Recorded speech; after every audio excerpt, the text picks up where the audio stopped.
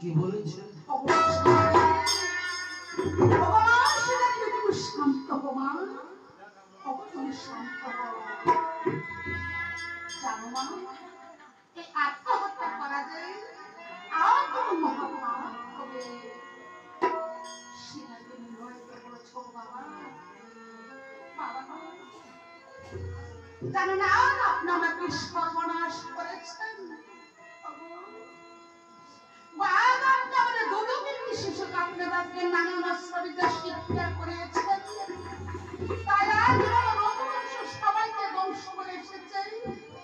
তাই আজ আমি মনে মনে সংকল্প করেছি আজ আমার রঘুবংশ গিয়েছে যে পথে, আজ আমি পদের পুত্র স্বতন্ত্র মানুষের অভিনয় করতে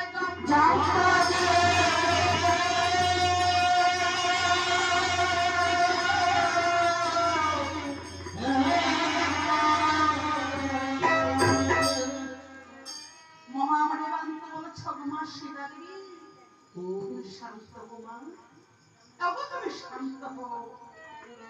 জানো না আমি সেইভাবে বছর আগে যে রাবণকে একদিন আমি বলেছিলাম রচনা, আর সেই জন্য হয়েছে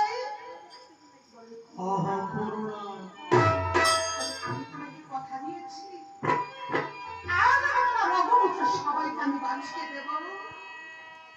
এখন তুমি তোমাদের লক্ষ্যকে নিয়ে তুমি তোমার আশ্রমে চলে যাও। সীতা দেবী লক্ষ্যকে নিয়ে চলে গেলেন কাশ্মীর আশ্রমে। ওই দিকে মহামানব তার কর্মকাণ্ডে ছিটিয়ে ছিটিয়ে